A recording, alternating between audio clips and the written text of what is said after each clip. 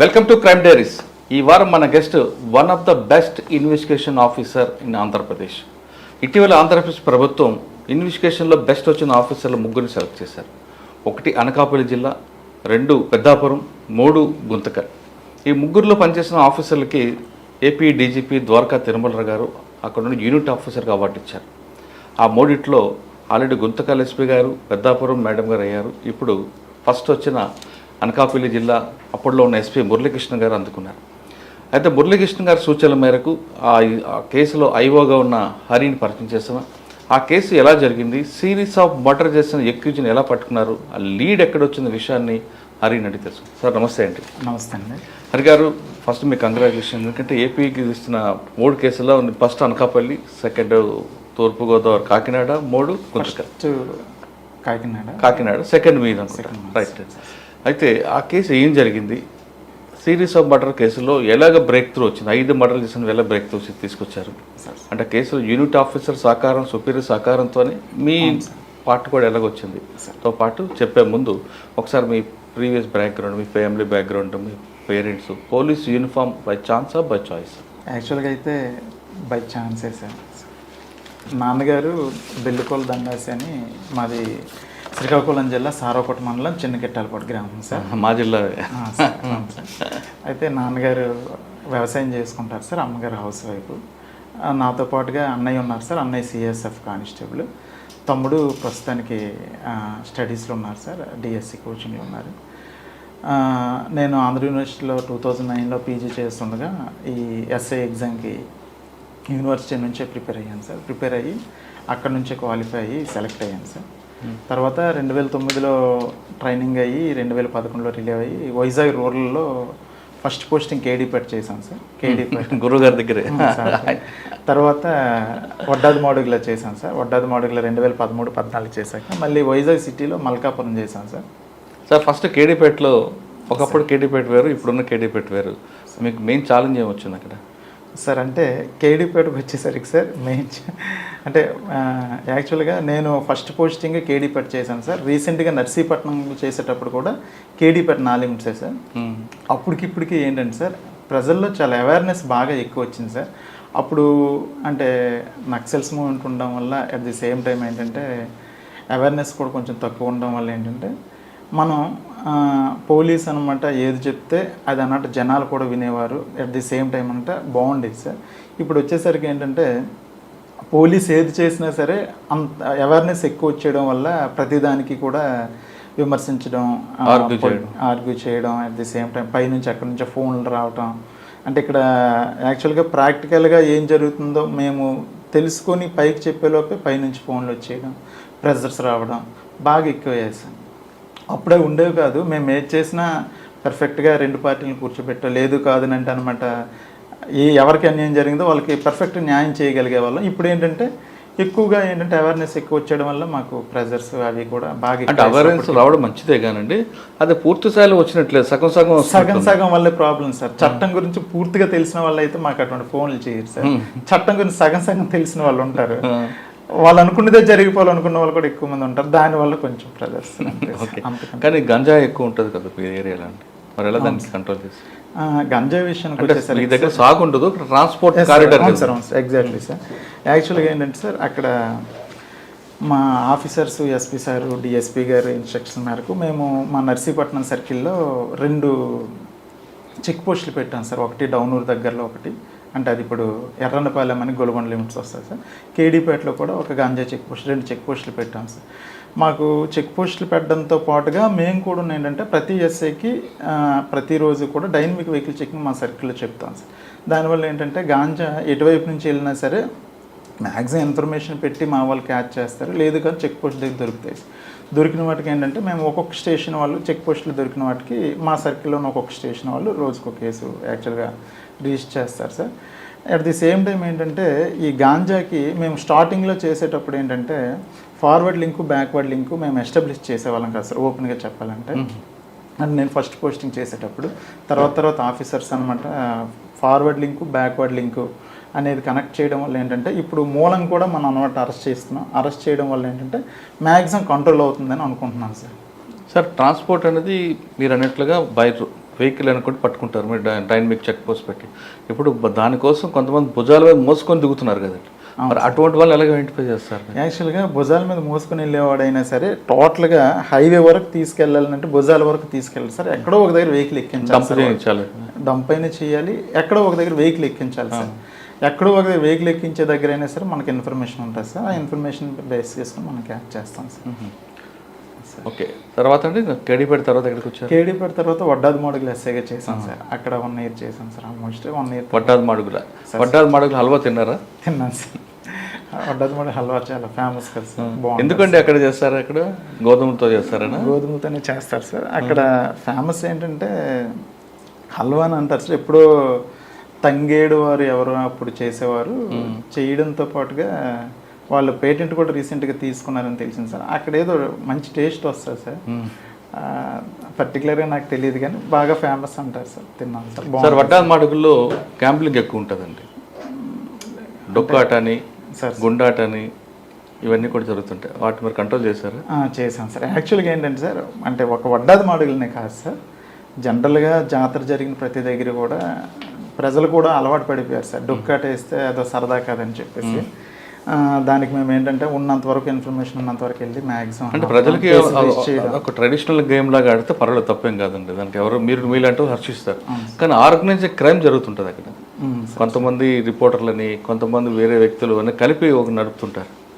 లేదు సార్, లేదు. అంటే యాక్చువల్గా మీరు అన్నది వాస్తవమే, కానీ వడ్డాది మాడుగు లిమిట్స్ అని కాదు, కానీ వేరే దగ్గర జరుగుతూ ఉంటుంది. కానీ మా దగ్గర అది తక్కువ ఉండేది సార్.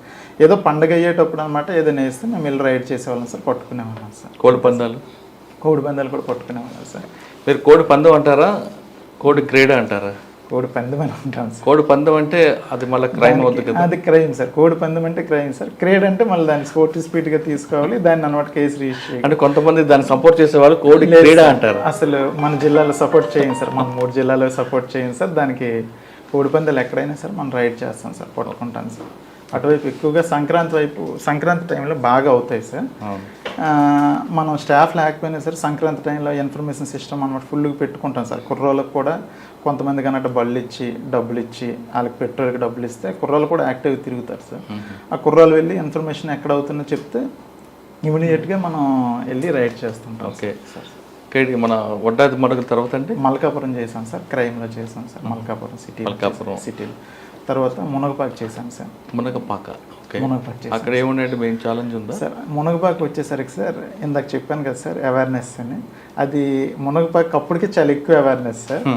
అక్కడ ఏ చిన్న అంటే కంప్లైంట్ వచ్చేలోపే మనం వాళ్ళతో మాట్లాడే లోపే వాళ్ళు బయటకు వెళ్ళి పై అధికారి నుంచి, ఎస్పీ సార్ నుంచి, డిఐ సార్ నుంచి ఫోన్ వస్తుంది సార్. చాలా ఫాస్ట్గా ఉంటారు అక్కడ. ఎందుకంటే అంత ఎడ్యుకేటెడా పబ్లిక్? ఎడ్యుకేటెడ్ సార్, బాగా ఎడ్యుకేటెడ్, తెలివైన వాళ్ళు, మంచి వాళ్ళు కూడా సార్. మనం మంచిగా చూసుకుంటే మనకు మంచిగా చూసుకుంటారు సార్. కానీ మనల్ని అర్థం చేసుకున్నంత వరకు కూడా కొంచెం మనకి ఇబ్బంది పెడతారు సార్. మనం మంచోళ్ళము అనే విషయం వాళ్ళకి తెలిస్తే సార్ మనకు చాలా బాగా చూసుకుంటారు సార్. మనం కంప్లైంట్ అంటే రిసీవ్ చేసుకొని అట్ ది సేమ్ టైం మనం కేసు కట్టడం లేట్ అయినా సరే, అనుకోకుండా పరిస్థితుల వల్ల లేట్ అయినా సరే వాళ్ళు అర్థం చేసుకుని మనకి ఏ ఇష్యూ చేయరు సార్. అదే కాకపోతే మాత్రం చాలా చాలా కాంప్లికేటెడ్గా ఉంటారు సార్. నా వరకు అయితే దేవుడి దయ వల్ల ప్రజలందరూ బాగా చూసుకున్నారు సార్. హ్యాపీగా 2 years చేశాను సార్. ఓకే, ఎలక్షన్ తర్వాత అండి సార్ దగ్గర చేశాను సార్. ఇంటెలిజెన్స్ 2 years చేశాను సార్. సార్ దగ్గర ఏం నేర్చుకున్నారు సార్ ఏంటంటే యాక్చువల్గా సార్ అంటే ఆయన పేరు చెప్పండి మీరు.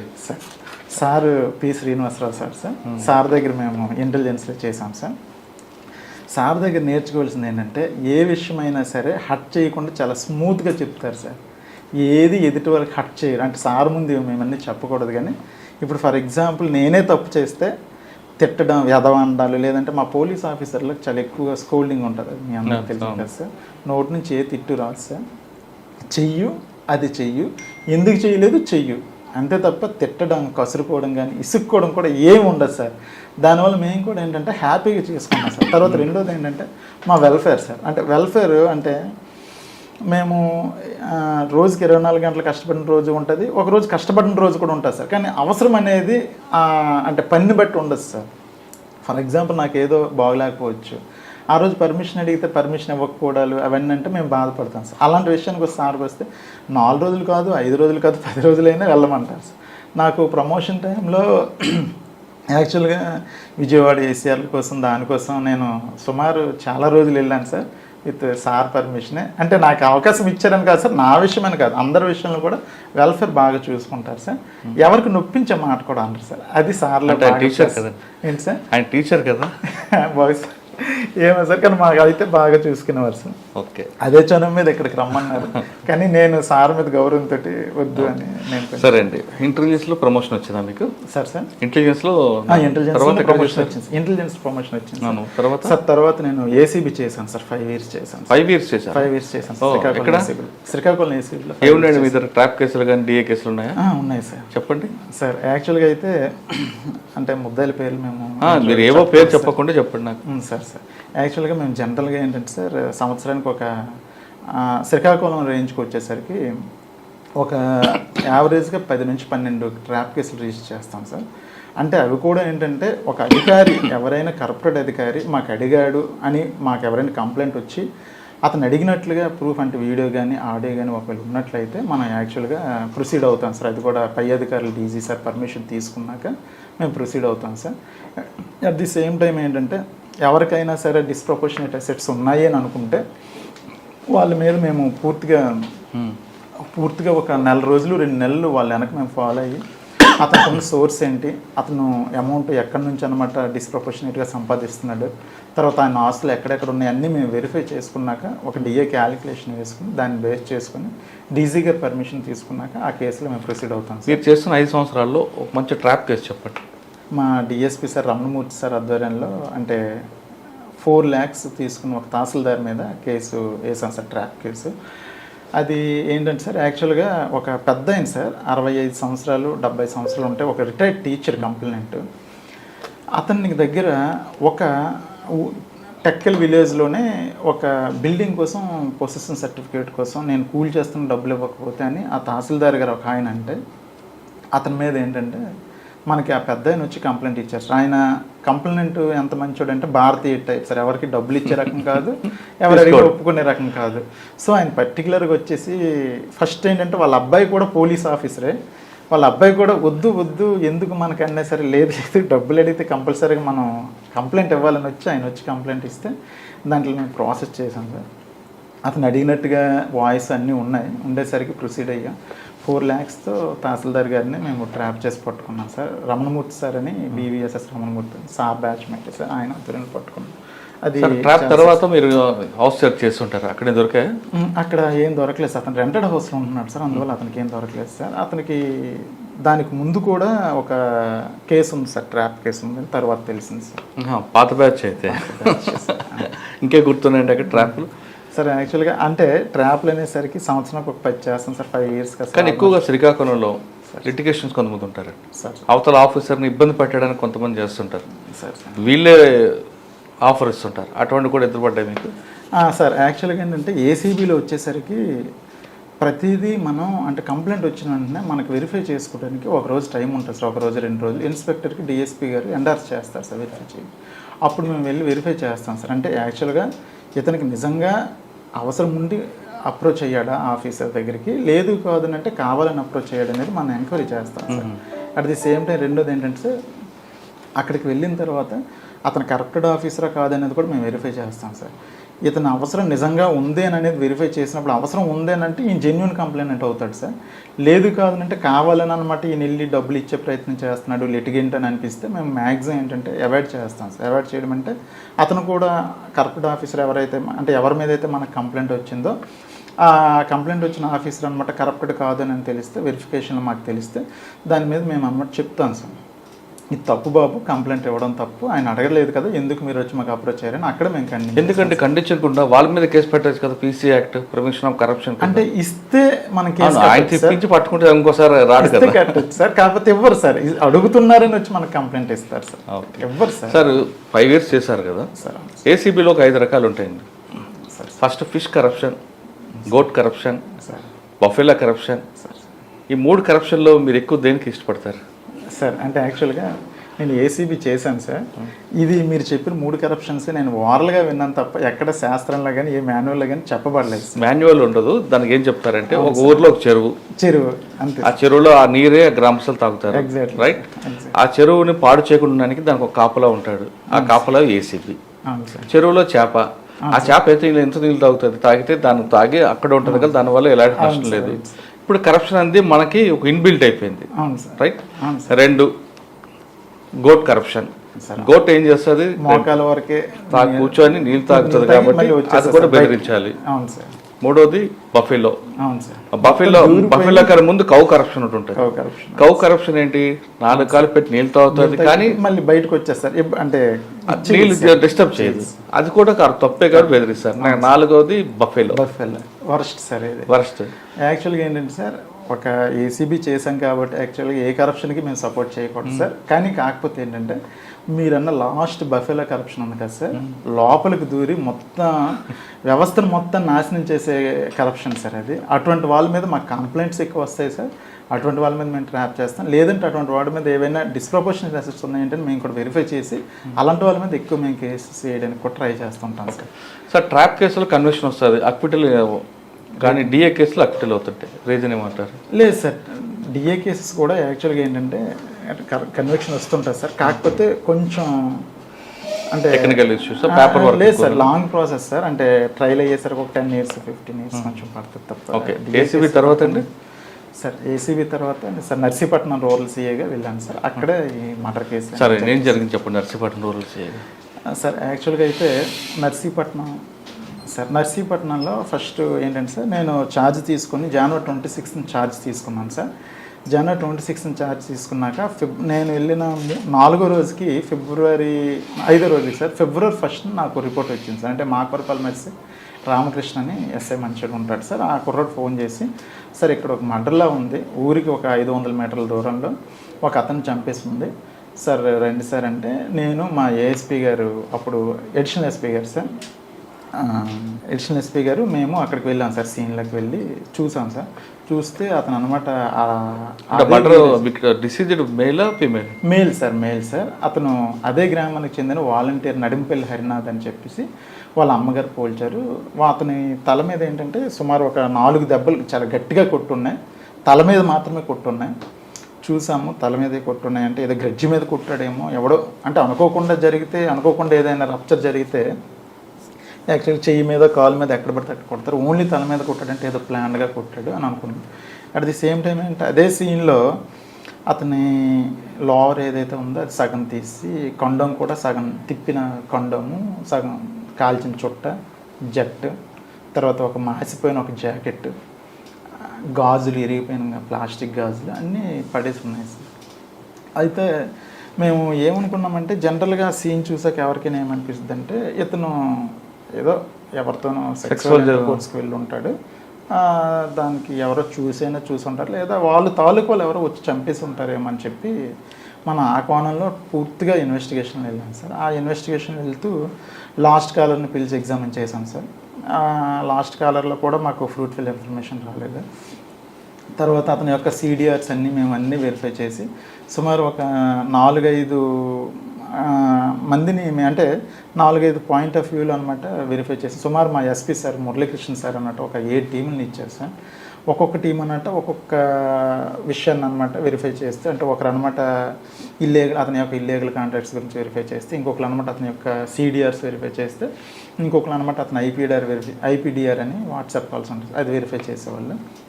ఇంకో టీం అనమాట ఇన్ఫర్మేషన్ కోసం మొత్తం తిరిగేవాళ్ళు, ఎక్కడ వచ్చిన ఇన్ఫర్మేషన్ కన్నట్టు వాళ్ళు ఎగ్జిక్యూట్ చేసేవారు సార్. అలాగే 7-8 టీంలు తిరిగి సుమారు ఒక 4 రోజుల వరకు మేము అదే పనిలో ఉన్నాం సార్. కాకపోతే ఆ ఊర్లో ఆల్మోస్ట్ అందరికి 100-150 మందికి ఎగ్జామిన్ చేస్తాం, కానీ ఎక్కడ మాకు ఎటువంటి క్లూ దొరకలేదు సార్. తర్వాత అది అట్ ది సేమ్ టైం ఏంటంటే మళ్ళీ మాకు అదే పోలీస్ స్టేషన్ లిమిట్స్లోనే జడ్గంగవరం విలేజ్ దగ్గర, జడ్గంగవరం విలేజ్ అవుట్స్కట్స్లో ఇంకో మర్డర్ జరిగింది సార్. అది May 1st జరిగింది. ఇది February 1st, అది May 1st జరిగింది సార్. మళ్ళీ వేసవికాలం తర్వాత అనమాట 3 months అయింది. అప్పటికి ఇంకో మర్డర్ జరిగింది. సేమ్, అంటే తల మీద కొట్టుంది, ఫుల్గా తల మీద కొట్టుంది, ప్యాంట్ కొంచెం ఇప్పుంది అంతే. అక్కడ మాసిపోయిన జాకెట్ కూడా ఒకటి దొరికింది.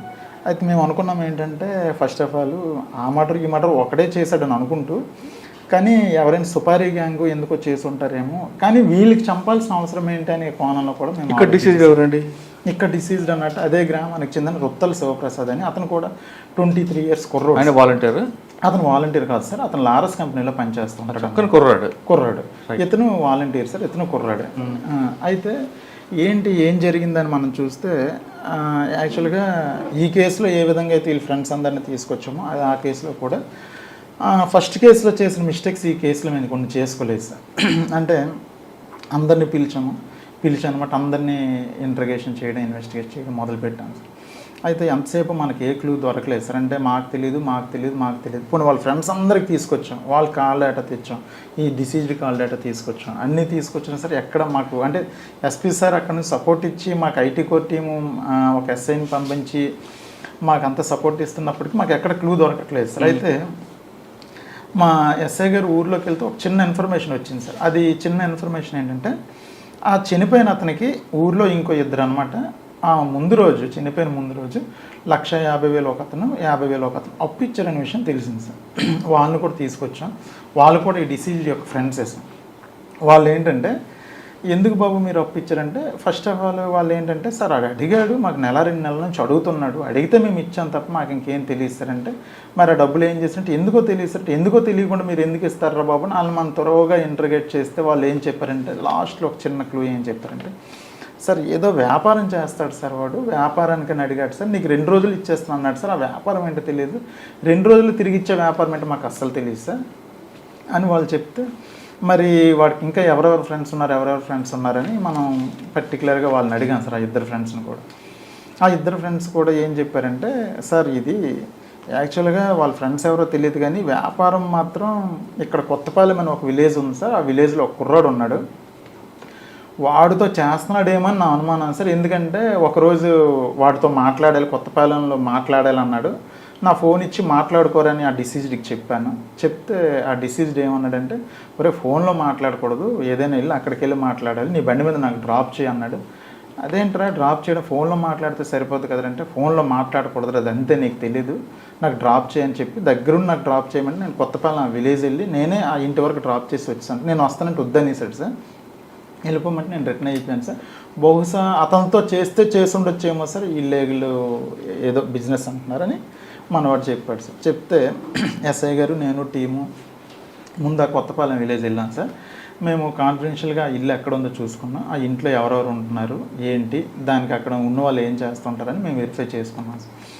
అప్పుడు తెలిసింది ఏంటంటే ఆ ఇంట్లో పెచ్చేటి ఉపేంద్ర అని ఒక అతను కుర్రాడు ఉంటున్నాడు, బ్యాచులర్ ఉంటున్నాడు. అతను ఏంటంటే లారస్ కంపెనీలో అతను కూడా పనిచేస్తున్నాడు. అతను ఇప్పుడు ప్రస్తుతానికి డ్యూటీకి వెళ్ళాడని చెప్పారు సార్. అయితే మనం అతని ఫోన్ నెంబర్ కూడా తీసుకుని ఇమీడియట్గా అనమాట ఎస్పీ సార్కి చెప్పి CDR పెట్టాను సార్. CDR పెడితే అతను ఫోన్ అన్నట్టు ప్రస్తుతానికి స్విచ్ ఆఫ్ వచ్చింది, టవర్ లొకేషన్ కూడా స్విచ్ ఆఫ్ వచ్చింది. అయితే ఈలోపు ఏంటంటే లారస్ కంపెనీలో పనిచేస్తానని తెలిసి లారస్ కంపెనీలో మనం ఏంటంటే సూపర్వైజర్ ఒక అతను, మేము ఎవరైతే చనిపోయిన ఫ్రెండ్స్ని తెచ్చామో ఆ తెచ్చిన ఒక అతను లారస్ కంపెనీలో సూపర్వైజర్ కూడా ఉన్నాడు. అతను పోల్చాడు సార్. సార్ ఆ లారస్ కంపెనీలో పనిచేసి కొత్తపాలెంలో ఉన్న విలేజ్లో ఉన్న అబ్బాయి పేరు అయితే ఉపేంద్ర సార్. ఇతను కూడా నాకు కొత్తపాలెం నుంచి మా బస్సే ఎక్కి లారస్ కంపెనీకి రోజు వస్తుంటాడు. అతను 1-2 సార్లు మాట్లాడుకోవడం అయితే చూశాను కానీ అంత క్లోజ్ అయితే కాదు సార్. ప్రస్తుతానికి అతను డ్యూటీలో ఉన్నది లేదని కనుక్కొని చెప్తానని చెప్పి అతను లారస్ కంపెనీకి ఫోన్ చేసి కనుక్కుంటే లారస్ కంపెనీలో ప్రస్తుతానికి డ్యూటీలో ఉన్నాడని చెప్పారు సార్ మనకి. వెంటనే ఎస్ఐ గారు అని టీంని పంపిస్తే ఎస్ఐ గారి టీము అతను అనమాట డ్యూటీ మధ్యలోనే అక్కడ సెక్యూరిటీ గార్డ్స్ని అడిగి తీసుకొచ్చాం సార్. తీసుకొస్తూ మనం ఏంటంటే అతను మీద మనకు డౌట్ ఎక్కడ వచ్చిందంటే సార్ యాక్చువల్గా ఏదో ఇల్లీగల్ బిజినెస్, సీక్రెట్ బిజినెస్ చేస్తున్నాడు, దానికి ఈ డిసీజ్డ్కి లింక్ ఉంది. సో బహుశా ఈడైనా చంపి ఉండాలి, ఈడి తాలూకు ఇంకెవరితోనైనా చంపించి ఉండాలి ఆ 2 లక్షలు తీసుకోవడం కోసం అని మాకు అనిపించి అతను తీసుకొచ్చి రాగానే మా వెహికల్ ఎక్కించిన తర్వాత మాతో పాటు క్లూస్ టీము ఒక అబ్బాయిని కూడా భర్త అయిన అబ్బాయిని కూడా పెట్టుకున్నాం సార్. అతను ఏంటంటే ఆ క్లూస్ టీమ్ అబ్బాయి, నేను, మా ఎస్ఐ గారు, ఇంకో నర్సీపట్నం రూరల్ భీమరాజు ఎస్ఐ గారు అందరం కలిసి అతన్ని పట్టుకొని వాళ్ళ ఇంటికి బయలుదేరి దారిలో మాట్లాడుతుండగా నీకు అతనికి ఏంటి సంబంధం, నాకు ఆడ ఫ్రెండే కాదని చెప్పాడు sir. First of all friend కాకపోవడం ఏంటి, యాక్చువల్గా అయితే నీకు వాడికి నీకు సంబంధాలు ఉన్నాయి కదా, నువ్వు వాడి ఫ్రెండ్ అంట కదా, ఒకసారి నీకు అనమాట సో పర్సన్ని ఇంటి వరకు డ్రాప్ చేసేటట్టు కదా అని అంటే సార్ ఆడ నాకు తెలుసు కానీ పూర్తిగా తెలియదు సార్, అప్పుడప్పుడు నాకు రూమ్ అడుగుతాడు సార్, రూమ్ అడిగితే నేను ఇస్తాను సార్ అని అన్నాడు. పొంతలేని సమాధానం. తర్వాత అలాగ మాట్లాడితే సార్ ఒకసారి నాకు డబ్బులు అడిగాడు సార్, నేను అప్పు ఇచ్చాను సార్ అంటే ఇంకా గట్టి ఇంకా మళ్ళీ కంటిన్యూషన్ మాట్లాడితే అతను నాకు డబ్బులు ఇచ్చాడు సార్ అంటాడు. పొంతలేని సమాధానం. లాస్ట్కి ఏంటంటే ఒక మాట అన్నాడు, కాకపోతే నా కాల్ డేటా చూసుకోండి సార్, నా కాల్ డేటాలో ఎక్కడ అంత మాట్లాడినట్టు ఉండదు కదా సార్, మీరు నన్ను ఎందుకు సార్ తీసుకొస్తున్నారని చెప్పేసి వాడు తిరిగి మన మీద ఫైర్ అవ్వడం కూడా మొదలైంది సార్. అయితే యాక్చువల్గా మనం వాడిని తీసుకొచ్చిన తర్వాత వాడి ఇంట్లో ఎందుకైనా మంచిదని సెర్చింగ్కి వెళ్ళాం.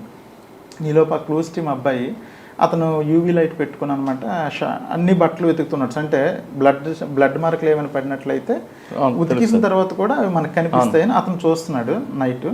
అట్ ది సేమ్ టైం మేము కూడా ఏంటంటే ఇల్లంతా సెర్చ్ చేస్తున్నాం సార్. ఒక్కొక్కలం సెర్చ్ చేస్తుంటే ఒక తలగడలో 1,50,000 దొరికింది సార్. ఇది ఎక్కడదిరా అంటే ఇది నాదే సార్, వాడిచ్చాడు సార్, వీడిచ్చాడు సార్, పొంతలేని సమాధానం. మళ్ళీ అలమారాలో 50,000 దొరికింది. ఒరే 2 lakhs దొరికింది ఎక్కడదిరా అంటే వాడి జీతం 15,000, వాడు ఉంటున్న ఇంటి అది 4,000, అసలు 1,50,000 2 లక్షలు ఉండే అవకాశమే లేదు. తర్వాత ఆడి రూమ్ మొత్తంలో ఒక 4 జతల బట్టలు ఒక మంచమే ఉంది. అలాంటి దగ్గర ఎంత డబ్బు ఎందుకు పెట్టుకున్నాడంటే సార్ నాకు నా ఫ్రెండ్ ఇచ్చాడు సార్, వాడు ఇచ్చాడు సార్, చచ్చిపోయినాడు ఇచ్చాడు సార్, ఏవో చెప్తున్నాడు. ఇప్పుడు చచ్చిపోయినాడు ఇచ్చాడు 2 lakhs పర్లేదు, ఇంకో 75,000 కూడా అక్కడే దొరికింది. ఎవరెవరా ఈ డబ్బు అంటే సార్ అది కాదు సార్, ఇది కాదు సార్, ఏవో పొంతలేని సమాధానం వేశారు. అలా మనం ఇంటర్గేట్ చేసాము అది మేము. సో అప్పుడు చెప్తే అప్పుడు ఏంటంటే ఫస్ట్ ఆఫ్ ఆల్ వాడికి అర్థమైపోయింది ఏంటంటే వీళ్ళు నన్ను కనిపెట్టేశారు, అందుకే ఇంటికి తీసుకొని సెట్ చేశారు, డబ్బులు కూడా దొరికిస్తాయి. అట్ ది సేమ్ టైం ఏంటంటే నా బట్టలు కూడా వెతుకుతున్నారంటే బ్లడ్ స్టెయిన్స్ ఏమైనా దొరికేస్తాను నేనని వాడికి అర్థమైపోయింది సార్. అర్థమైపోయిన తర్వాత వాడు ఏం చేశాడంటే నెక్స్ట్ సార్ అంటే ఇవన్నీ కూడా ఉన్నట్టు అప్పు అడిగాను తప్ప నాకు ఆయనకి ఎటువంటి సంబంధం లేదు, అది నాకు అప్పు ఇచ్చాడని చెప్పాడు. అప్పు ఇస్తే మిగతా 75,000 అంటే సార్ ఇంకో ఫ్రెండ్ అప్పు అడిగాను పొంతలేని సమాధానాలు. మనం ఏం చేసామంటే సార్ లాస్ట్కి సరే ఏ ముద్ర బాబు సరే మాకు ముద్ద ఇది అంటే చనిపోయిన అతనిది సెల్ ఫోన్ పోయింది సార్, సెల్ ఫోన్ కూడా మిస్ అయింది, అది తర్వాత చెప్తాను సార్. వాడు సీన్ కూడా డైవర్ట్ చేస్తాడు ముద్ద. అయితే సెల్ ఫోన్ పోయిందిరా బాబు మాకు ఆ సెల్ ఫోన్ ఇచ్చే చాలు, నీకు మేము సేవ్ చేస్తాం అని మన పోలీస్ స్టైల్లో కొంచెం అంతవరకు గట్టిగా మాట్లాడి బొజ్జగించే స్టైల్లో మాట్లాడితే కొంచెం నమ్మాడు సార్. నమ్మి సెల్ ఫోన్ ఒకటి ఇస్తే సరిపోద్ది కదా సార్ అంటే ఆ సెల్ ఫోన్ ఒకటి ఇస్తే సరిపోద్ది అని సెల్ ఫోన్ సో ప్లేస్లో నూతిలో ఉంది సార్, పదండి సార్ చూపిస్తానని వాళ్ళు ఇంటి ఎదురుగున్న నూతిలోనే పడేశాడు సార్. మనం ఇంటి ఎదురుగున్న నూతిలో పడేసరికి మనం నూతిలో నీళ్ళన్నీ తోడించిన తర్వాత సెల్ ఫోన్ ఎవరిదైతే చనిపోయాడు కుర్రోడు ఆ సెల్ ఫోన్ రికవర్ చేసిన తర్వాత మేము కూడా నమ్మాను సార్.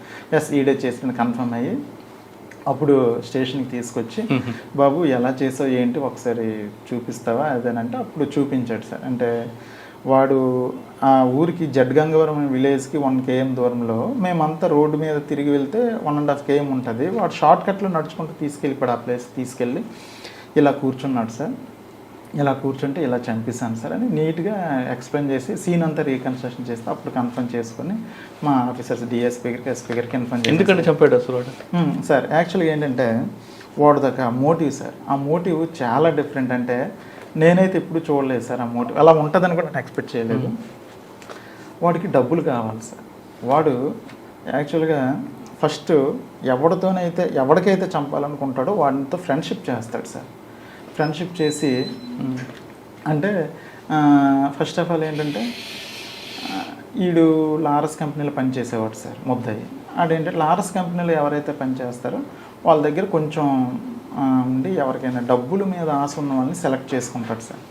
సెలెక్ట్ చేసుకుని ఎవరికైతే డబ్బుల మీద ఆశ ఎక్కువ ఉందో వాళ్ళ దగ్గరికి అంటే సింపుల్గా వెళ్ళి ఒక చిన్న లైన్ వదులుతాడు సార్. నాకు మంచి ఏజెన్సీ వాళ్ళు తెలుసు, లిక్విడ్ బిజినెస్ నాకు ఐడియా ఉంది, లిక్విడ్ బిజినెస్ ఒకవేళ చేస్తే 1 lakhది 2-3 daysలో 3-4 lakhs వచ్చేస్తే లిక్విడ్ గాంజా బిజినెస్ 3-4 lakhs వచ్చేస్తే నాకు అవతల పార్టీ వాళ్ళకి తెలుసు, మీరు అంటే డబ్బులు అరేంజ్ చేసుకుంటాం, నేను పార్ట్నర్షిప్ అవతలని పిలిపిస్తాను, మీరు అనమాట డబ్బులు తీసుకొస్తే గంజా తీసుకొస్తే మనం అన్నట్టు పార్టీ వచ్చిన తర్వాత మళ్ళీ రాస్తాడు. అవతల ఎవరైతే ఇంట్రెస్ట్గా ఉన్నారో వాళ్ళు వచ్చి ఇన్ని అప్రోచ్ అవ్వడమో లేకపోతే ఏదో అయితే ఫ్రెండ్షిప్ చేస్తూ ఇంకేంటంటే మళ్ళీ ఏం చేస్తాడంటే వాడు నేను ఫ్రెండ్షిప్ చేస్తున్నంతసేపు మీ పేరెంట్స్కి ఎవరికి చెప్పుకో, ఎందుకంటే నేను దొరికిపోతే నువ్వు దొరికిపోతావు, సో నాకు ఫోను చేయకు, మీ పేరెంట్స్కి ఎవరికైనా చెప్పావు అనుకో, నువ్వు దొరికిపోతే నేను దొరికిపోతాను, మీ పేరెంట్స్కి మీ ఫ్రెండ్స్కి ఎవరికి చెప్పకూడదు. చెప్తే నేను అనమాట నేను దొరికిపోతానని చెప్పి, అంటే ఎవడైతే చచ్చిపోతాడు డిసీజ్డ్కి అనమాట ఈడొకడు ఫ్రెండ్ ఉన్నాడని చెప్పి వాళ్ళ పేరెంట్స్కి కానీ ఫ్రెండ్స్కి కానీ ఎవరికీ తెలియదు. అట్ ది సేమ్ టైం ఏంటంటే ఫోన్ కాల్ డేటాలో కూడా ఎక్కడ వీడికి వాడికి ఫోన్ కూడా మనకి ఎక్కడ కనెక్ట్ అవుతుంది. చాలా తెలివిగా ప్లాన్గా వాడితో చాలా అద్భుతమైన ఫ్రెండ్షిప్ చేస్తాడు సార్. ఫ్రెండ్షిప్ చేసి ఒక ఫైన్ డే ఏంటంటే డబ్బులు అరేంజ్ చేసుకోమంటాడు. డబ్బులు అరేంజ్ చేసుకున్న రోజు డబ్బులు అరేంజ్ చేసుకున్న ఒక 4 రోజుల ముందే ఏ ఊరైతే వాడిది ఉంటుందో ఆ ఊర్లోనే ఎక్కడైతే లోన్లీ ప్లేస్ ఉంటుందో ఆ లోన్లీ ప్లేస్కి డిసీజన్నే తీసుకెళ్ళమని చెప్తాడు సార్. ఎందుకు, ఇక్కడైతే గాంజా వాళ్ళు వస్తారు, సీక్రెట్గా ఉండాలి, 3వ కంటికి తెలియకూడదు, అది మీ ఊరు దగ్గరలో పెట్టుకుంటేనే బెటర్ అని అంటాడు సార్. ఆలూరు దగ్గరలోనే పెట్టుకుంటారు. ఆలూరు దగ్గరలోనే డిసీజ్డే అమాయకంగా చూపిస్తాడు, ఈ ప్లేస్ అయితే గాంజా బిజినెస్ అయితే ఎవరు రారు అని. ఆ ప్లేస్ చూపించిన తర్వాత ఒక కర్ర కూడా తీసుకొని రమ్మంటాడు సార్. ఎందుకంటే ఆ లిక్విడ్ గాంజా తెచ్చిన వెంటనే అది భూమిలో పాతి పెట్టాలి. పాతి పెట్టాక 2వ రోజుకి అందులో గ్యాస్ ప్రొడ్యూస్ అవుద్ది. ప్రొడ్యూస్ అయిన తర్వాత దాన్ని మనం అమ్మితే 2 3 రేటుకి వెళ్తుంది. రేపే వచ్చేస్తారు పార్టీ అని చెప్తారు. ఆ డిసీజ్లు ఏంటంటే వీడు చెప్పే మాటలు ఎక్కువ నమ్ముతారు సార్. అంత బాగా నమ్మిస్తాడు. ఫ్రెండ్షిప్ కూడా చాలా బాగా చేస్తాడు. చేశాక అంటే చంపేసిన ఒక 3-4 రోజుల ముందు ప్లేస్ చూసుకుంటారు, కర్ర ఏర్పాటు డిసీజ్డే చేసుకుంటాడు ఒక విధంగా. ఆడే తెచ్చుకుంటారు సార్ ఒక విధంగా. అవన్నీ తెచ్చుకున్న తర్వాత సార్ ఒక రోజు అనమాట డబ్బులు వచ్చిన రోజు అనమాట, డబ్బులు రేపు వచ్చేస్తానంటే వాడు ఇద్దరు కలిసి సీన్లోకి వెళ్తారు. వెళ్ళిన తర్వాత ఒక లోన్లీ ప్లేస్లో ఆ ఊరు దగ్గరలోనే ఎందుకు సెలెక్ట్ చేసుకుంటాడంటే అక్కడ ఊర్లో చచ్చిపోతే ఊరోళ్ళ మీదకి వెళ్ళిపోతే తప్ప బయట మీద ఎవరికి దృష్టి రాదని. అంత దారుణమైన ఆలోచన సార్ ముద్దాయిది. అయితే ఏంటంటే అక్కడికి వెళ్ళి అక్కడ అనమాట ముద్దాయి అనమాట కర్ర తీసుకొని ఇక్కడ ఈ ప్లేస్లో తవ్వాలని ప్లేస్ సెలెక్ట్ చేసి ఎవరు ర్యాంట్ అయ్యి చూసి వాడు అలా కూర్చొని ఏదో ఫోను ఏదో మాట్లాడుతుంటే వెనక నుంచి గట్టి కొట్టేస్తాడు. కంటిన్యూషన్గా చంచిపోయినంత వరకు తల మీద కొట్టేస్తాడు సార్. అదే కర్రతో తల మీద కొట్టేసి చంపేస్తాడు సార్. చంపేసిన తర్వాత ఆ జేబులో ఉన్న డబ్బులు పట్టుకొని వెళ్ళిపోతాడు సార్. ఆ విధంగా చేస్తాడు. సరే అండి, జేబులో డబ్బులు తీసుకెళ్తారు, అంతవరకు బాగానే ఉంది. మరి ప్యాంట్ ఎప్పుడు ఎందుకు పిన్నిస్కి కండం పెట్టాడు? Exactly sir. అయితే ఏంటంటే వాడు ఏంటంటే మొత్తాన్ని సీన్ని రీకన్స్ట్రక్షన్ చేస్తాడు సార్. చేసి మన కేసు మొత్తం డైవర్ట్ చేస్తాడు సార్. ఎంత దారుణంగా డైవర్ట్ చేస్తాడంటే ఇప్పుడు జడ్గంగవరం కేసులో కూడా చనిపోయిన అతని సెల్ ఫోన్ తీసుకొని ఇతనికి ఎప్పుడో ఒక అతని మీద కోపం ఉంటే అతనికి మిస్డ్ కాల్ ఇచ్చాడు సార్. అతను ఏంటంటే తెలియక 2-3 టైమ్స్ కాల్ చేసి ఎత్తాడు, మాట్లాడకుండా అనమాట ఫోన్ స్విచ్ ఆఫ్ చేస్తాడు. అంటే ఎత్తి ఒక 1 minute 2 minutes ఉండి ఫోన్ స్విచ్ ఆఫ్ చేస్తాడు. చేసి ఆ ఫోన్ తీసుకొచ్చి వాళ్ళ ఇంటి ఎదురుగున్న నూతిలో పడేశాడు. మనం ఆ చనిపోయిన అతను CDR తీసిన వెంటనే లాస్ట్ కాల్ రావడంటే వాడిని పట్టుకొని వస్తాం. వాడినే పట్టుకొని వస్తే అసలు చనిపోయినాడు ఎవడో తెలియదు అంటాడు వాడు. నీకు తెలియకపోతే లాస్ట్ కాల్ ఎందుకు చేస్తే నీకేంటి సంబంధం అంటాం మేము. టోటల్గా ఏంటంటే అసలు మొత్తం డైవర్ట్ చేసేస్తాడు. At the same time first కేసులో కూడా మీరు వాలంటీరు 2వ రోజు అనమాట పెన్షన్ డబ్బులు పంచాలి. పెన్షన్ డబ్బులు వచ్చాయి సార్. ఆ వచ్చిన పెన్షన్ డబ్బుల్ని ఏంటంటే వాడు వచ్చిన పెన్షన్ డబ్బుల్ని పంచడం కోసమని పంచాయతీ సెక్రటరీ దగ్గర ఆ రోజు తీసుకొని ఆ డబ్బులు పట్టుకుని వెళ్ళిపోయాడు వాలంటీర్. 75,000 1,00,000 రూపాయలు సార్ పట్టుకుని వెళ్ళిపోతే అక్కడ చంపేసిన తర్వాత వాడికి ఏంటంటే అక్కడ బట్టలు ఇప్పేసి కొండమని అంటే ఏంటంటే వాడికి ఇల్లీగల్ అఫైర్స్ ఎక్కువ ఉంటాయి సార్. సో ఆ ఇల్లీగల్ ఎవరో చంపేశారని చెప్పి మనం అనుకోవడం కోసం డైవర్ట్ చేయడం కోసం ఒకటి కొండం, గాజులు, తర్వాత ఏంటంటే సగం కాల్చిన చుట్ట, మాసిపోయిన ఒక జాకెట్ అన్ని పడేస్తాడు సార్. దానికి అందరూ ఏమనుకుంటారంటే వీడికి ఎవరితోనో ఇల్లీగల్ ఉంది, సో అందువల్ల ఎవరో వచ్చి చంపేశారు అనుకుని మనం అంతా ఆ కోణంలోనే పూర్తిగా డైవర్ట్ అయిపోతారు సార్. కేసు అంతా డైవర్ట్ చేసేస్తాడు సార్. అంటే ఈ తెలివితేటలన్నీ ఏంటంటే ఫస్ట్ 2 మర్డర్ కేసులు వడ్డది మర్డర్లు ఉండేటప్పుడు చేసినప్పుడు కూడా అలాగే డైవర్ట్ చేసి 2 కేసులు మీకు డిటెక్ట్ అయ్యాయి, ఇంకా 3 ఎలా బయటకు వచ్చాయి సార్? యాక్చువల్గా ఫస్ట్ కేసు ఎప్పుడైతే మనకి ఆడు చెప్పిన తర్వాత మన స్టేషన్కి తీసుకొచ్చి ఎస్పీ సార్కి చెప్పాను సార్ ఇలాగని. సార్ వీడికి వడ్డాది మడుగులో కూడా కేసు ఉందంట సార్, కేసులు ఉన్నాయంటే ఒక వడ్డాది మడుగుల ఎస్ఐతో కూడా మాట్లాడమని చెప్పారు సార్. చెప్తే వడ్డాది మడుగుల ఎస్ఐతో మాట్లాడాను సార్. మాట్లాడుతూ వడ్డాది మడుగుల ఎస్ఐ గారు దామోదర్ నాయుడు అని ఉన్నారు. ఆయన ఏం చెప్పారంటే, సార్ అతనైతే మాత్రం అతనితో ఎంఓ ఉంది, ఏదైనా సీన్ని రీకన్స్ట్రక్షన్ చేసి రీక్రియేట్ చేస్తాడు, టోటల్గా డైవర్ట్ చేసేస్తాడు. మా 2 మర్డర్ కేసులు కూడా 21లో జరిగాయి, 2021లో. ఆ రెండింటిలోనైతే డైరెక్ట్ కండోమ్ పెట్టాడు ఒక దాంట్లో అన్నట్టు మల్లెపూలు పెట్టాడు. టోటల్ మనం డైవర్ట్ అయిపోయాము. కానీ చివరికి అనమాట మనకి డిటెక్ట్ అయింది. కానీ ఎక్కువ డబ్బులు కూడా చంపడు, 50,000 1,00,000 రూపాయలకే చంపేస్తాడని చెప్పాడు సార్. చెప్తే మన ఫస్ట్ మర్డర్ కేసులో కండోమ్ పెట్టాడు, మా గాజులు పెట్టాడు, జాకెట్ పెట్టాడు, ఇవన్నీ పెట్టేసరికి మళ్ళీ వచ్చి మన ఇతను అడిగితే ఫస్ట్ ఇతను ఒప్పుకోలేదు సార్. అయితే ఫస్ట్ మర్డర్ కేసులో చనిపోయిన అతని యొక్క తల్లి వాడు కలిసి ఇంట్లోకి వెళ్ళి లాస్ట్ అనమాట వీళ్ళిద్దరే బయటకు వచ్చారు సార్. మన కంప్లైంట్లో కూడా ఫస్ట్ డిసీజ్డ్ వాళ్ళ అమ్మ అనమాట ఏం చెప్పిందంటే ఎవడో ఫ్రెండ్ వచ్చాడు, ఆ ఫ్రెండ్ వచ్చి మా అబ్బాయిని బయటకు తీసుకెళ్ళాడని చెప్పింది తప్ప పలానా వ్యక్తిని ఆవిడకి తెలియదు. ఆవిడ ఓల్డ్ సార్, ఆవిడ చెప్పలేకపోయింది. కాకపోతే ఆవిడని పిలిపించాను. ఈవిడిని చూపిస్తే నాయన ఈడే బాబు, వీడే మా కొడుకుని లాస్ట్ చివరిసారిగా తీసుకెళ్ళిందని ఆవిడ ఒప్పుకుంది. వాడికి అనమాట తిట్టి గట్టిగా అడిగేసరికి నేను కదంటే ఆ ముసలావిని బయటికి తీసి ఇప్పుడు చెప్పురా, పెద్ద ఆవిడ పోల్చింది కదా, ఇప్పుడైనా చెప్పరా, నువ్వే కదా తీసుకెళ్ళి ఆ రోజు. నేనే చేశాను సార్, ఇలా చేశాను చెప్పాడు. అది కూడా ఎలా చేసావు చేసి చూపించడానికి సీన్ రీకన్స్ట్రక్షన్ చేయమంటే సీన్ రీకన్స్ట్రక్షన్ చాలా నీట్గా చేశాడు. చాలా షార్ట్ కట్లు వెళ్దాం. తర్వాత వాడు ఎక్కడికైనా వెళ్ళేటప్పుడు ఏంటంటే ఫోను అక్కడ వరకు మాట్లాడతాడు, అక్కడ స్విచ్ ఆఫ్ చేసేస్తాడు. చేసి అక్కడికి వెళ్ళి మర్డర్ చేసి డబ్బులు తీసుకొచ్చేసి మళ్ళీ స్విచ్ ఆన్ చేసుకుంటాడు. మళ్ళీ ఇమీడియట్గా వాడు ఏంటంటే 7 o'clock 8 o'clock సి షిఫ్ట్ ఉంటుంది లారస్ కంపెనీకి వెళ్ళిపోతాడు. అంటే నేను ఆ టైంలో అక్కడ లేను అని ప్రూవ్ చేసుకోవడానికి కూడా వాడు చాలా టెక్నికల్గా కూడా మొత్తం ప్లాన్డ్గా ఉంటాడు. ఏమంటే నేను కంపెనీలో ఉన్నాను ఉంటాడు. సాయంత్రం 5 నుంచి 6 లోపు మర్డర్ అవుద్దని ఎవరు ఎక్స్పెక్ట్ చేయరు, 6, 6:30 అవుద్దని ఎవరు ఎక్స్పెక్ట్ చేయరు. ఆ విధంగా మొత్తం మిగతా 3 ఎలాగ వచ్చాయండి బయటికి? ఆ 2 అయ్యాయి కదా సార్. అయితే దాని నెక్స్ట్ ఏంటంటే సార్ మునగపాకది కూడా సేమ్ అటువంటి మర్డర్ సార్. ఆ చనిపోయిన అతను కూడా లారస్ కంపెనీలో పనిచేస్తూ ఉంటాడు. అతను ఏంటంటే 22లో చనిపోయేటప్పుడు ఇలాగే బిజినెస్ అని చెప్పేసి వాళ్ళ ఇంటి వాళ్ళ దగ్గర సేమ్ 1,00,000 2 లక్షలు ₹1,00,000 దాకా వాళ్ళ ఇంట్లో వాళ్ళని బలవంతంగా అడిగి పట్టుకొని వెళ్ళి చనిపోయాడు అతను కూడా. అతనికి తల మీద సేమ్ దెబ్బలు. సో దాని విషయంలో మనం ఏం చేసామంటే అదే టైంలో మునగపాక ఎస్ఐ టైంలో మునగపాక మర్డర్ అయ్యేటప్పుడు భీమరాజు ఎస్ఐ గారు, తర్వాత సార్ వాళ్ళు కూడా అక్కడ పేరు పి శ్రీనివాస్ సార్ వాళ్ళు కూడా అక్కడ ఉండి దానికి అనమాట ఇన్వెస్టిగేట్ చేస్తే వీళ్ళంతా సేమ్ ఎంఓ సేమ్.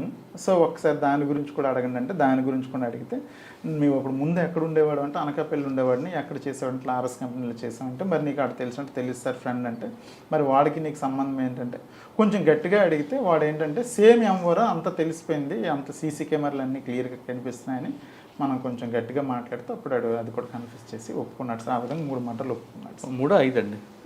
3 మర్డర్లు సార్. ముందు 2 మర్డర్లు చేస్తాడు సార్. సార్ ఎందుకు చేస్తున్నాడండి ఈ విధంగా? వీడు యాక్చువల్గా సైకో కాదు సార్, చాలా తెలివైనడు, డబ్బు పిచ్చి సార్. వాడు అంటే ₹1,00,000 ఉంటే ఎవరినైనా చంపేస్తాడు సార్. ఈ డబ్బులు తీసుకుని ఏం చేసేవాడు? ఈ డబ్బులు తీసుకుని జల్సా చేసుకోవడమే సార్. సార్ తర్వాత ఇంకోటి ఏంటంటే ఫస్ట్ 2 మర్డర్ కేసులు జైలుకి వెళ్ళాడు సార్. అప్పుడు వాడికి బెయిల్ మీద రావడానికి ఖర్చు అయింది, లాయర్ ఖర్చులని, అదేవిధంగా మిగతా ఖర్చులు కూడా అయ్యాయి సార్. తర్వాత ఆ ఊర్లో వాళ్ళు కూడా వెలివేస్తారు సార్. వాళ్ళు ఉంటే ఊర్లో వాళ్ళకే ముందు చంపినప్పుడు కూడా ఇద్దరికి ఫ్రెండ్స్ ఊర్లో వాళ్ళకే చంపిస్తాడు. అందువల్ల ఏంటంటే బయట ఏదైనా అంటే రూమ్ తీసుకుని ఉండడానికి వాటికి ఆ ఖర్చులకి ఫ్యామిలీ లేదు ఆవిడకి, పేరెంట్స్ కానీ ఉన్నారు సార్, తల్లిదండ్రులు ఉన్నారు. బట్ ఏంటంటే వాళ్ళు కూడా ఏంటంటే వీడు ఊర్లోకి వస్తే ఎవరైనా చంపేస్తున్నాడని ఆడది వడ్డాది మోడగుల మండలం జంపిన విలేజ్ సార్. పెళ్లి కాలేదు సార్. వాడు ఏ ప్రస్తుతానికి జైల్లో ఉన్నాడు సార్. ఆయన మళ్ళీ బయటకు వచ్చి మళ్ళీ నేరం చేయకుండా ఏం చేశారు మరి? సార్ దానికి మేము ఏం చేసామంటే సార్ మా ఆఫీసర్స్ కూడా దానికి ఇమీడియట్గా ఛార్జ్షీట్ ఫైల్ చేసండి, వాడు బయటకు వస్తే ఇబ్బంది అవుతుంది కాబట్టి ఛార్జ్షీట్ ఫైల్ చేసి వాడు జైల్లో ఉంటుండగానే ట్రయల్ కండక్ట్ చేసి కన్విక్షన్ పెడితే వాడు డైరెక్ట్గా కన్విక్షన్ అవుతాడు. అయిన వల్ల ఏంటంటే మళ్ళీ బయటకు వచ్చే అవకాశాలు తక్కువ ఉంటాయని మొన్న డీజీ సార్ కూడా ఏబిసిడి అవార్డు ఇచ్చినప్పుడు అదే ఇన్స్ట్రక్షన్స్ ఇచ్చారు. ఇమీడియట్గా ఛార్జ్షీట్ ఫైల్ చేయండి అంటే ఆల్రెడీ ఫైల్ చేస్తున్నాడు సార్. నేను ఎటు వచ్చేసాను, అక్కడ మా సక్సెసర్ వచ్చి ఫైల్ చేస్తున్నారు సార్. అచ్చా సార్, మీరు ఎక్కడి నుంచి ఎక్కడికి వచ్చారు? నెక్స్ట్ నర్సీపట్నం నుంచి ఎల్లుండిపేట వచ్చాను సార్. వచ్చి 2 months అవుతుంది సార్. ఇక్కడే ఉందండి? ఇక్కడ అంటే ఒకప్పుడు నక్సల్స్ ప్రభావం ఇప్పుడేం లేదా? ఇప్పుడు కొంచెం తగ్గింది సార్. ఏదైనా కొంచెం తగ్గింది ఉందా అంటే ఉందని అనుకుంటున్నాను సార్. నేనైతే ఇంకా నేను వచ్చి 2 months అయింది అనుకుంటున్నాను సార్. ఉందని సార్. ఇటువంటి అవార్డులు తీసుకున్నప్పుడు ఏమనిపిస్తుంటుంది సార్? యాక్చువల్గా ఏంటంటే అసలు first of all DG sir చేతుల మీదుగా తీసుకోవడం అనేది అంటే మా అవార్డు మా ఎస్పీ మేడం దీపిక మేడం గారు మమ్మల్ని సెలెక్ట్ చేసి పంపిస్తే వాస్తవంగా అయితే వస్తుందో రాదో మేడం గారు మా మీద అభిమానం కొద్ది పంపించారు, కానీ వస్తుందో రాదని మాకు కూడా కొంచెం ఒక అంటే అంత ఆశ అయితే ఉంది. వస్తే హ్యాపీ, కాకపోతే వస్తుందో రాదని ఒక చిన్న దీనిగా ఉండేది. రావడం వల్ల అయితే చాలా హ్యాపీ సార్. హ్యాపీ ఏంటంటే స్టేట్ వైడ్ మేము ఎవరనేది తెలిసింది. అట్ ది సేమ్ టైం అయితే మా ఊర్లో కూడా తెలిసింది. మా నాన్నగారు అయితే ఈ ఫోటో చూసి ఫ్రేమ్ కూడా కట్టించుకొని లోపల పెట్టేశారు ఆల్రెడీ. అంటే ఆయన గొప్ప ఆయన అలా ఫీల్ అయ్యారు సార్. ఓకే, పోలీస్ డిపార్ట్మెంట్కి వచ్చిన తర్వాత ప్రజలకు ఎంత సేవ చేస్తామో, టిపికల్ కేసులో ఎంత డెప్త్గా వెళ్ళి ఇన్వెస్టిగేషన్ చేస్తే ఖచ్చితంగా పై ఆఫీసర్ గుర్తిస్తారు అని చెప్పడానికి హరిగారి కేసు నిదర్శనం. ఒక చిన్న క్లూ పట్టుకుని ఆయన దాన్ని బాగా ఇన్వెస్టిగేషన్ చేసి త్వరగా చేయడం బట్టి 5 మర్డర్ కేసుల్లో ఆయన దొరకడంతో ప్రభుత్వం కూడా ఏబిసిడి అవార్డు ఇవ్వడంతో ఆయన డీజీ గారి చేతుల మీదకి అవార్డు తీసుకోవడం, ఆ అవార్డు పేపర్లో రావడం, అది చూసి ఆయన తండ్రి ఊర్లో అందరికీ గర్వంగా చెప్పుకోవడం కాకుండా ఒక ఫోటో ఫ్రేమ్ కట్టుకున్నారు. అంటే మనకి జన్మనిచ్చిన తండ్రి మనం గుర్తించి, ప్రజలు గుర్తించి, ఇంతకన్నా కావాల్సిన మంచి జాబ్ కావాలంటే పోలీస్ డిపార్ట్మెంటే బెస్ట్ డిపార్ట్మెంట్. ఖచ్చితంగా మీరందరూ పోలీస్ డిపార్ట్మెంట్ రండి, ఓపిక్గా చూడండి. కొంతమంది ఆఫీసర్లు చెప్తున్నట్లుగా మన నోరు మంచిదైతే ఊరు మంచిది అవుతుంది అనే విషయాన్ని గుర్తుపెట్టుకున్న వాళ్ళు ఖచ్చితంగా పోలీస్ డిపార్ట్మెంట్ వచ్చి ప్రజలకు సేవ చేయాలి. ఇది హరిగారితో ఎక్స్క్లూజివ్. వచ్చేవారు మరో గెస్ట్తో మళ్ళీ కలుస్తా. అంతవరకు నమస్తే. Thank you sir. Thank you very much. All the best. ఇంకా మంచి కేసులు చేయండి. Thank you very much sir.